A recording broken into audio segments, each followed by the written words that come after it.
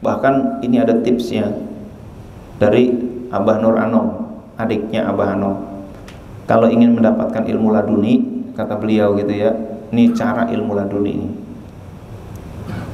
Caranya yaitu tawajuh. Nah, tawajuh dalam satu hari, bukan dalam satu hari, sekali tawajuh itu 1 jam. Nah itu tawajuh 1 jam baru subuh. Jadi sebelum subuh tawajuh dulu tuh 1 jam, gitu kan, baru subuh. Kata beliau dilakukan dalam waktu 40 hari. Ini Masya Allah.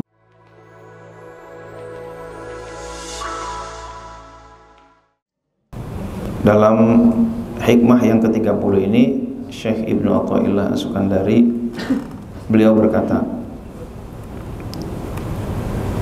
liyunfiq dzu sa'atin min sa'ati, liyunfiq, hendaklah berinfak, sedekah.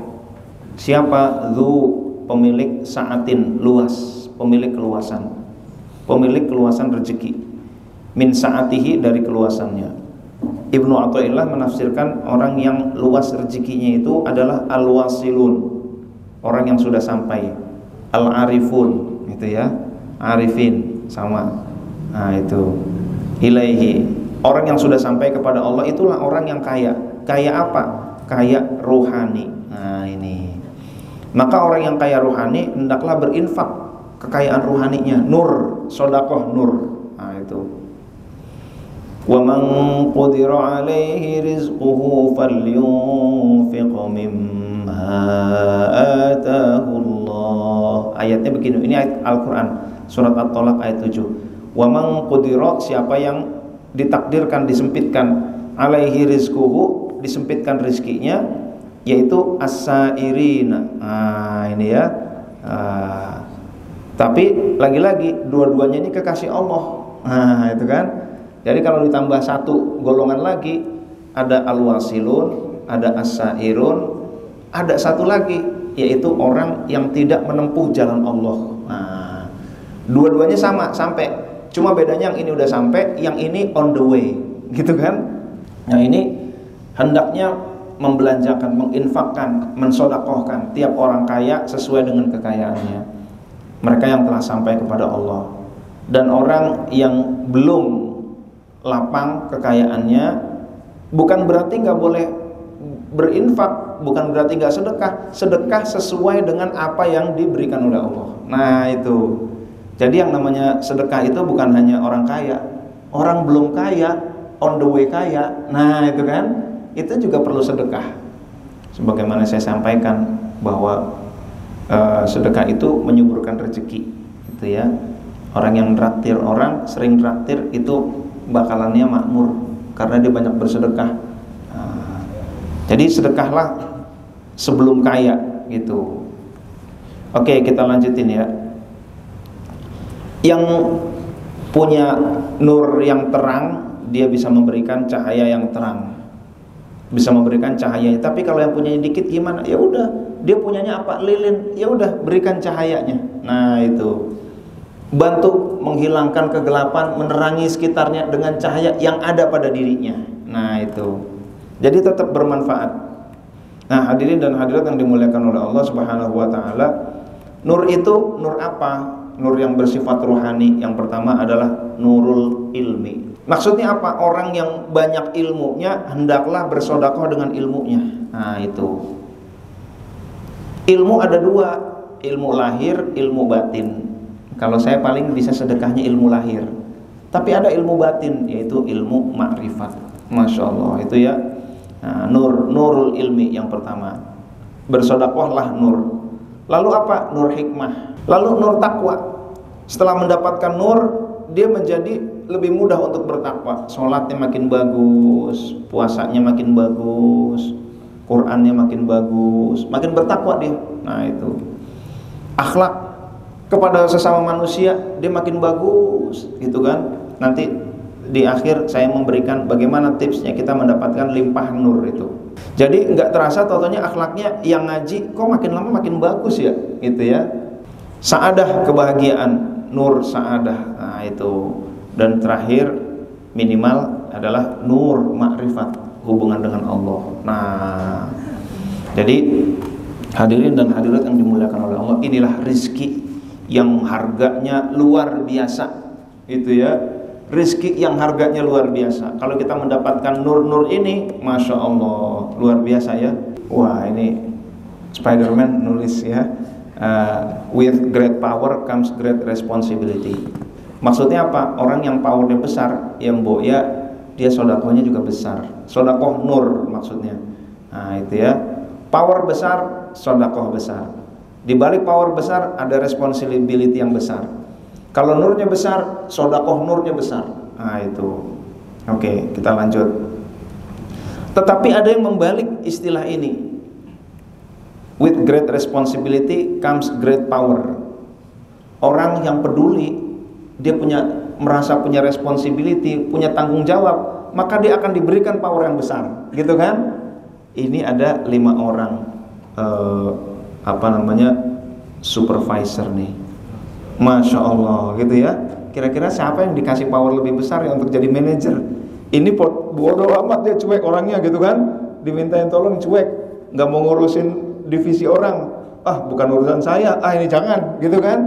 Ini yang kedua nih, ketika meskipun bukan bagiannya, tapi kalau dimintain tolong, dia merasa tanggung jawab. Wah, itu tanggung jawab teman saya juga tanggung jawab juga dong, gitu kan? Saya merasa perlu membantu teman saya, karena kalau divisi teman saya sukses, saya juga sukses juga. Nah, responsibility-nya besar. Ada 5 orang, yang 4 orang nggak punya responsibility, yang 1 punya responsibility. Kira-kira yang dikasih power yang mana? Yang 1. Nah, jadi with great responsibility comes great power. Maka kalau kita ingin mendapatkan power, tunjukkan responsibility kita, gitu. Jangan nunggu power dulu, kapan power gitu ya. Jabatan naik jabatan. Responsibility-nya kita tunjukkan. Kata Spider-Man gitu ya. Tapi ini kata Mark Manson. Nah, itu jadi dibalik great responsibility with great comes great power. Nah itu ya, kita lanjutin hikmah ke-31, karena hikmah ke-30 itu melanjutkan dari yang kemarin kan ada 2 ya. Ada orang yang udah sampai kepada Allah, ada orang yang masih on the way. Yang masih on the way sodakoh juga, sodakoh nur, begitu kan? Nah itu, jadi di dalam ayat lengkapnya seperti itu. وَمَنْ قُدِرَ عَلَيْهِ رِزْقُهُ فَلْيُنْفِقْ مِمَّا آتَاهُ اللَّهُ. Ayat ini aslinya tentang orang yang berpisah, tentang talak. Setelah talak, suami yang udah mentalak istrinya tetaplah ngasih infak, belanja kepada istrinya. Liyunfik dzu sa'atin min sa'ati. Kalau mantan suaminya kaya, ya kasihnya banyak, gitu. Tapi kalau mantan suaminya itu nggak kaya, hartanya sedikit, ya tetap aja ngasih buat biaya-biaya anak-anaknya sesuai dengan yang Allah titipkan kepada mereka. Maksudnya begitu. Ini ayat aslinya di dalam surat At-Tolaq. Tetapi ada tafsir lain, tafsir yang lebih isyari, tafsir yang batini. Tafsir yang dibuat oleh orang-orang yang dia bukan hanya terpaku pada lafaz-lafaznya, dari lafaz yang ada dia minta petunjuk kepada Allah. Ya Allah, ini hikmahnya apa? Karena satu ayat itu makna batinnya bisa sampai banyak puluhan. Nah itu, dia berdoa, Syekh Ibnu Athaillah, yang dimaksud orang kekayaan adalah orang kaya rohani. Itu ya, orang kaya rohani. Secara rohani dia kaya.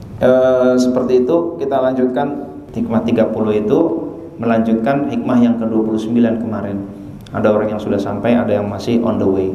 Yang sudah sampai sodakoh, yang on the way sodakoh. Sodakoh apa? Sodakoh nur. Dan ini ada kaitannya dengan hikmah ke-31, yaitu tentang cahaya tawajuh dan muwajahah. Nah ini kan tadi cahaya ya, sodakoh nur, sodakoh cahaya. Nur yang mana? Nur tawajuh dan nur muwajahah. Inilah yang saya sampaikan, bahwa ngaji kitab hikam itu kalau nggak bertarekat susah. Tawajuh itu apa? Gitu kan? Maka diartikan tawajuh mematuhi perintah Allah. Lah kalau di dalam tarekat, tawajuh itu udah ada secara teknisnya. Zikir khafi, itulah tawajuh. Nah itu. Maka kalau nggak pakai tarekat, tanggung menjelaskan hikam itu. Karena memang penyusunnya adalah ahlu thariqah. Di dalam hikmah ke-31, ihtada, mendapatkan petunjuk. Ar-rohiluna, sekarang nggak sair namanya, ar-rohiluna. Rohil itu orang yang menempuh perjalanan. Mendapat petunjuklah orang yang menempuh perjalanan ilaihi, kepada Allah, menempuh perjalanan kepada Allah, bi anwarit tawajjuh, dengan nur tawajjuh. Jadi para sair, para rohilun, para salik, para murid itu dia mendapatkan begitu banyak limpahan nur dengan cara tawajuh. Tuh, Masya Allah, itu dapat limpahan nur tuh. Ya Allah, makanya pengersa Abah lagi-lagi ingatkan kalau lupa ingat, kata beliau gitu di dalam zikir khafi itu. Terus ingat kepada Allah, karena ini limpahan nih. Itu mata air nur tawajuh itu. Nah, itu ya. Mudah-mudahan Allah beri rezeki kita bisa banyak tawajuh. Amin. Nah, tawajuh artinya sebuah upaya sengaja untuk mendapatkan limpahan nur.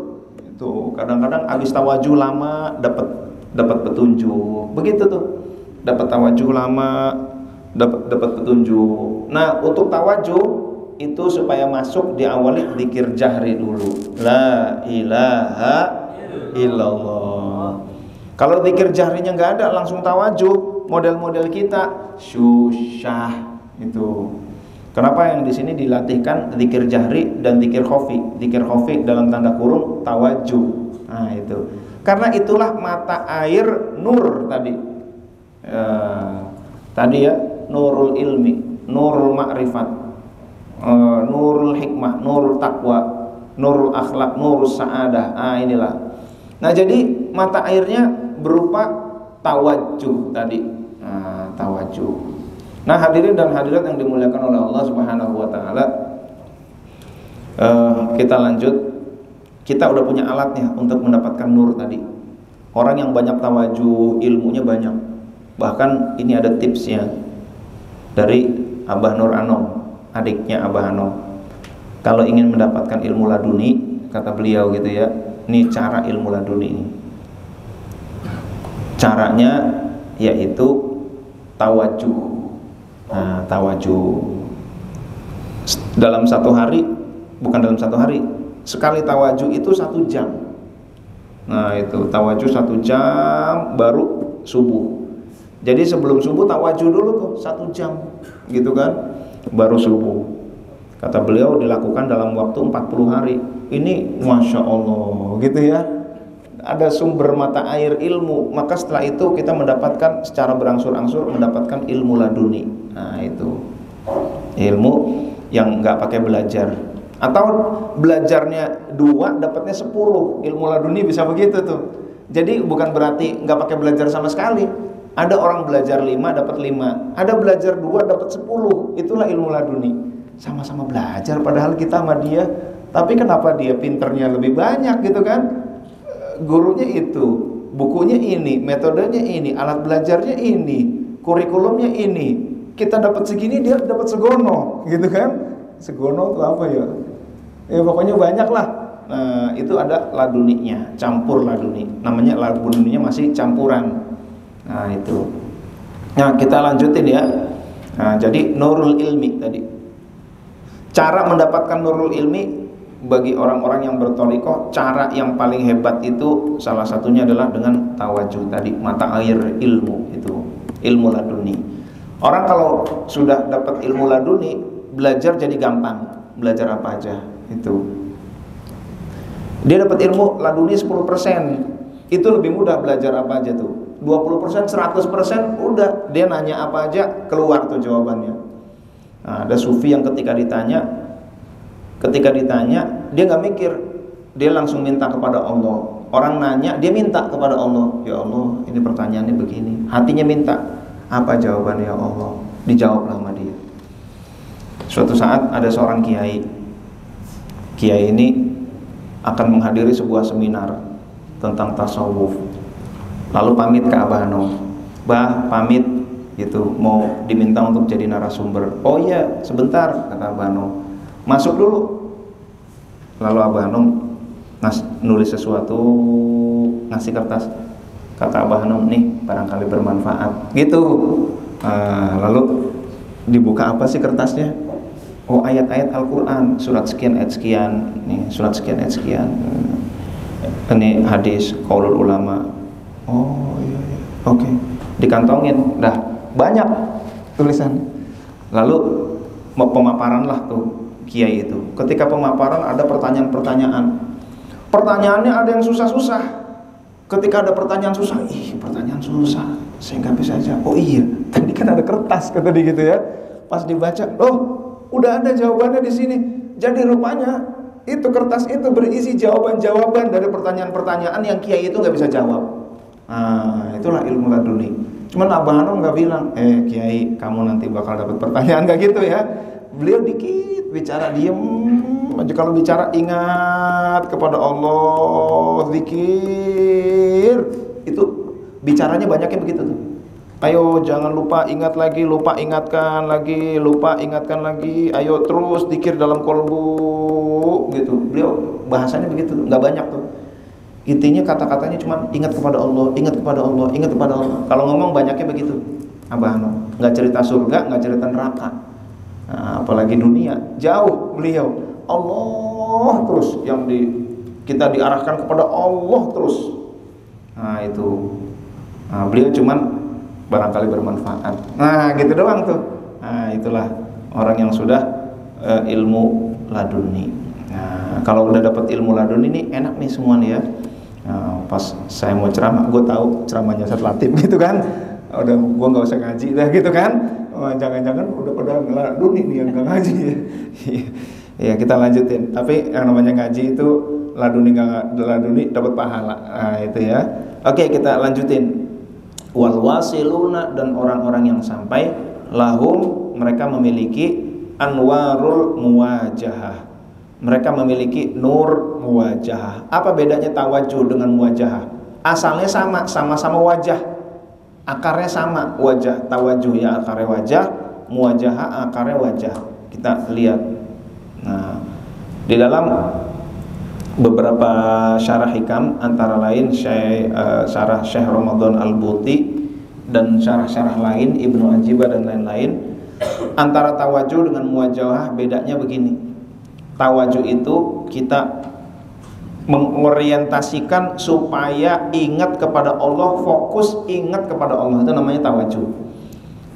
Teknisnya tundukkan pandangan, latihannya arahkan ke dada sebelah kiri, ke arah jantung, lipat lidah, tahan napas, ingat Allah di dalam kolbu, terus ingat Allah gitu kan, tahan napas. Itu namanya tawajuh tuh.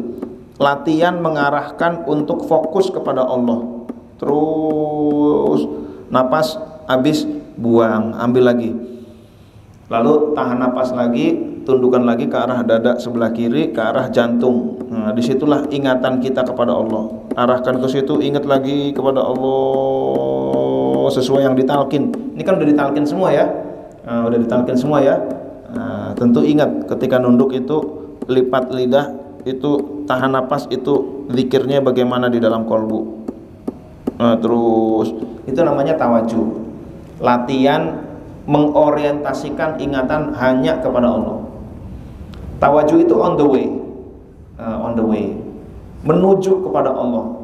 Ini masih amatir, saya amatir, sangat amatir. Itu ya. Tawajuhnya nggak bisa, bukan nggak bisa, belum terus-terusan, belum lama. Kalau orang dengan tawajuh mendapatkan cahaya Islam dan iman. Tapi orang kalau sudah muwajahah, ini bukan lagi menuju, udah jumpa, udah sampai, udah bertemu. Muwajahah, kita akan muwajahah, maksudnya bertemu muka gitu kan. Kita menghadap Allah, Allah menghadap kita. Kita ingat kepada Allah, Allah ingat kepada kita. Itu terus, dan itu permanen. Ingat kepada Allahnya itu permanen, muwajahah. Nah itu latihannya gimana? Latihannya tawajuh dulu. Nah itu. Maka bagi orang-orang yang amatir kayak saya, tawajuh ya ini dulu dilatihkan. Bagi orang tertentu udah nggak usah gini lagi, ngobrol ingat kepada Allah, karena hatinya selalu ingat kepada Allah. Pandangannya kayak kemarin saya sampaikan, rabun dunia, ngelihat dunia ingatnya Allah, ngelihat manusia ingat Allah, gedung Allah, tanah Allah, gunung Allah, semua Allah semua. Nah itulah hadirin dan hadirat yang dimuliakan oleh Allah. Ini udah sampai nih, udah pro dia, bukan amatir lagi. Nah itu, lalu udah cahayanya udah cahaya ihsan. Suatu saat ada orang datang ke Suryalaya. Ada anaknya Pangarsa Abah Anom namanya Haji Dudun. Habis sholat, assalamualaikum, yang lain zikir, enggak dia. Si orang itu nanya, ini gimana nih anaknya Abah Anom sendiri enggak zikir, gitu kan? Padahal Pak Haji Dudun itu posisinya udah muwajahah, udah bukan tawajuh lagi. Bagi beliau udah nggak perlu lagi proses-proses begitu, menuju nggak perlu, karena udah sampai dia. Nah itu. Jadi gak perlu tanda-tanda lagi. Ditanya, Pak Haji, kok ini kenapa gak ikut zikir dengan yang lain gitu kan? Kadang-kadang sebagian anaknya Pangarsa Abah yang saya lihat ada dua tuh, Pak Haji Dudun sama Haji kan. Orang-orang udah selesai, assalamualaikum, zikir, pas lihat udah gak ada tuh. Ada tugas beda, ada pekerjaan yang berbeda. Nah, ditugaskan pekerjaan yang berbeda apa? Memantau, memberikan nur, mendoakan orang-orang lain, memantau jagat bahasa merekanya gitu ya. Tugasnya mantau jagat. Ngapain? Dia memberikan doa-doa, ada laut supaya nggak naik, mantau jagat tuh. Nah jadi seperti itu. Nah jadi bagi orang-orang tertentu ya masih terus zikir, tetapi bagi orang-orang tertentu bahkan sudah disuruh berhenti, jangan itu, ada lagi tugas yang lebih tinggi. Nah itu dalam hikmah yang keberapa sudah saya sampaikan juga, tanawwa'at ajnasul amal litanawwu'i waridatil ahwal. Amal itu berbeda-beda sesuai dengan kondisi. Nah ada yang wah enak banget dia, kenapa? Dia sholat qiyamul lailnya terus ratusan rakaat nggak ada yang ganggu. Kenapa? Nggak punya suami gitu kan? Anak nggak punya, suami nggak punya, atau suami udah meninggal, anak udah pada gede, udah bisa semua, ngapain? Sholat aja terus. Tapi bagi orang-orang kerja gitu kan, mana amal yang terbaik? Kerja terbaik, niatnya terbaik, kerjanya terbaik, caranya terbaik, itulah amal yang lebih afdol. Nah itu. Oke, kita lanjutin ya. Wah, ini gambarnya, ini ilustrasi aja ya, bukan berarti ini posisinya begitu, bukan. Nah, maka di dalam hikam ini saya lanjutin dulu, saya lengkapi dulu ya hikmahnya itu. Fal awwalu, golongan pertama, ar-rahiluna lil anwar, mereka tuh mencari cahaya-cahaya. Wahaula, sedangkan al-wasilun al anwaru lahum, nur-nur itu mencari mereka. Tuh, bagi orang-orang yang menempuh perjalanan, mereka mencari nur. Orang kayak saya nih mencari nur nih, dengan cara apa? Tawajuh. Nah itu mencari nur. Tetapi orang-orang yang sudah sampai dicari oleh nur. Kenapa? Li'annahum, karena orang-orang yang sudah sampai lillah, mereka itu betul-betul mendedikasikan segala sesuatunya itu untuk Allah. La syai'a dunahu, bukan sesuatu yang lain. Lalu dilanjutkan dengan ayat Al-Quran, Qul Allah. Ini Syekh Ibnu Athaillah ini ahli tafsir ya, ada tafsir, beliau punya tafsir sendiri. Qul Allah, katakanlah Allah, thumma, kemudian dharhum, tinggalkan mereka, belum diterjemahkan ini, fi khawdihim yal'abun, pada kesesatan mereka, mereka bermain-main dalam kesesatan mereka. Katakanlah Allah dan tinggalkan mereka, biarkan mereka bermain-main dalam kesesatan. Nah, maksudnya apa? Apakah kita mengucapkan Allah? Bukan, tetapi ingatkan Allah di dalam kalbu kita, hanya Allah. Nah itu ya, maka diingatkan Allah, Allah dalam kalbu kita terus. Ingatkan Allah di dalam kalbu, biarkan mereka bermain dalam kesesatan. Biarkan aja yang lain, gak usah ngurusin yang lain, urusin kamu aja. Ingat, tawajuh terus. Nah ini hikmah ke-31 ngajarin kita supaya banyak tawajuh. Nah, terus saja ingat Allah, tawajuh. Nah itu. Dzarhum fi khawdihim yal'abun, biarkan mereka bermain-main dengan kesesatan, kelalaian, biarin. Yang penting kamu ingat hanya Allah. Nah, ikut kepada Allah. Ini yang pertama. Yang kedua, prioritas Allah ini menjadi sikap. Nah, bersikaplah segala sesuatu itu untuk Allah. Nah, biarkan mereka sesat nggak apa-apa. Yang penting kamu ini fokusnya kepada Allah, tujuannya Allah, karena kamu berasal dari Allah, segala sesuatu milik Allah, Allah, Allah, Allah. Nah, itu ya. Nah, itu baik. Slide terakhir. Nah, how to, bagaimana cara mendapatkan sodakoh nur. Nah, itu kan tadi sodakoh nur.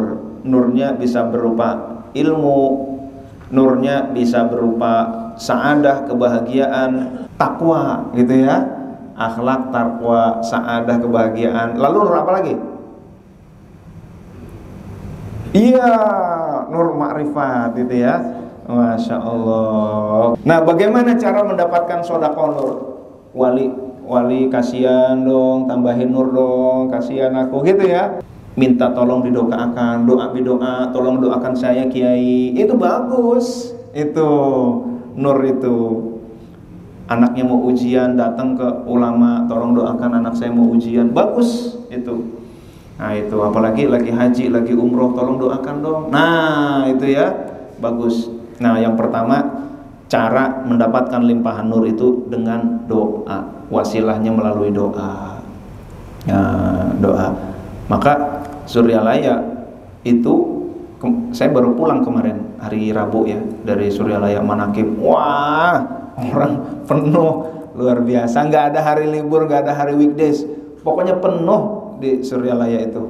Nah, jadi begitu. Ngapain mereka datang dari jauh-jauh, dari Malaysia, dari Singapura dan lain sebagainya. Yaitu ada yang dari Palembang naik motor, mau Vespa tahun 67. Ada yang lahir tahun 67 kan di sini. Wah, Allah, itu ya. Kok megang-megang itu? Lu tuh 67. Ini muda-muda nih di sini ya. Nah, itu. Naik Vespa 67 3 hari menuju Suryalaya dari Palembang. Nah, itu ya Allah, ngapain tuh? Dia ingin mendapatkan limpahan. Nah, itu doa, maka dia berdoa. Lalu dia ziarah, mendoakan yang para wali. Mendoakan dibalas doanya. Kata wali yang dikunjungi, kamu udah mengunjungi aku, kamu mendoakan aku, terima kasih. Baik, aku juga akan mendoakan kamu juga. Nah, itulah dapat limpahan nur. Nah, itu nggak usah minta macam-macam, doain aja para wali. Nah, yang namanya orang baik dikasih, dia kasih lebih baik lagi. Itu ya. Maka ketika ziarah apa? Doain aja udah. Doain. Kita pulang, nanti beliau doakan kita. Ya Allah, berikan yang terbaik buat dia ya Allah. Nah, kata walinya, di kuburan bisa doain nggak kira-kira? Bisa doain nggak? Bisa balas doa kita nggak?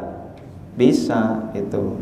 Kita doa kepada mereka, assalamualaikum ya ahlul kubur, semoga keselamatan buat kamu. Mereka balas doa, mereka balas salam kita dengan waalaikumsalam warahmatullahi wabarakatuh. Saya mau tanya, waalaikumsalam isinya apa? Doa. Berarti mereka bisa doa nggak? Bisa, cuman kita nggak dengar doa mereka. Itu. Kalau mereka nggak bisa jawab, ngapain kita ucapkan salam gitu kan? Nah, itu yang kedua, mengamalkan wasiat-wasiat, mengamalkan zikirnya, ijazahnya. Kita ini lagi download nur. Tiap habis sholat, ilahi anta maksudi, la ilaha illallah, la ilaha illallah, la ilaha illallah. Itu lagi download nur tuh. Itu ya. Katakanlah nggak sempat ke Suryalaya tapi ngamalinnya kuat. Nah, itu download nur tuh. Nah, itu. Nah, diamalkan itu amaliyahnya, ijazahnya terdownload lah. Yang ketiga, melalui khidmah. Khidmah itu pengabdian. Yang punya tenaga dengan tenaga, mengabdi kepada guru. Yang punya harta dengan harta, yang punya ilmu dengan ilmu. Nah, itu. Maka di dalam manakib itu istilahnya ada dua khidmah. Khidmah ilmiah, khidmah amaliyah. Nah, jadi mengabdi, semuanya itu mengabdi. Majelis manakib itu majelisnya wali. untuk download nur. Ini adalah pipa-pipa saluran nur agar kita mendapatkan nur, itu ya. Salah satunya adalah majelisnya. Majelis yang dipimpin oleh para wakil talqin. Nah, itu juga tuh. Majelis orang-orang soleh, majelis Rasulullah, apalagi ya. Oh, majelis Rasulullah, ngeri namanya nih. Majelis para ulama, para habaib. Itu juga sebenarnya download nur. Totonya kita baca sholawat aja di situ, ngajinya sih sebentar, sholawatnya lama gitu ya. Itu juga download nur tuh. Nah, itu majelis-majelis orang-orang soleh itu. Oke, yang berikutnya adalah suhbah, kebersamaan, membersamai. Jadi kadang-kadang kami nih para timnya Pak Wafi, kadang-kadang kalau lagi kurang ini, agak semangatnya lagi kurang, ikut safari dakwah bersama beliau. Ikut dong safari dakwah. Iya. Ada orang yang, ngapain kamu ikut safari dakwah? Saya ingin ngecas. Nah, diajaklah dakwah kemana-mana. Tim itu lihat mereka orang-orang kampung, mereka perlu ilmu kita. Tim. Nah, kata Pak Wafi gitu kan. Pak Wafi menunjukkan semangatnya dakwah di gunung. Ya Allah, Pak Wafi. Padahal dia kalau keliling dunia dakwah di Amerika bisa, dia milih ke gunung, gitu kan? Ya Allah, saya malu. Nah, akhirnya kita termotivasi. Membersamai itu kita sebenarnya menggesek diri. Nah, nur. Tautannya dapat nur. Kadang-kadang saya senang ikut kiai. Kiai ini saya ikut dong dengan mobil. Iya, dapat nurnya tuh. Nah, itu. Jadi kita nggak kerasa. Inilah pipa-pipa nur. Nah, begitu ya teman-teman hadirin dan hadirat yang dimuliakan oleh Allah. Bagi orang-orang kita, lalu kita bagaimana? Kita doakan ke orang-orang. Meskipun kita orang-orang amatir, tapi tetap kita doakan orang-orang. Nah, itulah sodakoh nur. Kecelakaan, ya Allah, berikan mereka kesehatan, ya Allah, panjangkan umur mereka, ya Allah, hindarkan mereka dari musibah, gitu ya. Daripada ngelihat berdarah-darahnya, gitu ya, doain aja. Nah, itu namanya sodakoh nur.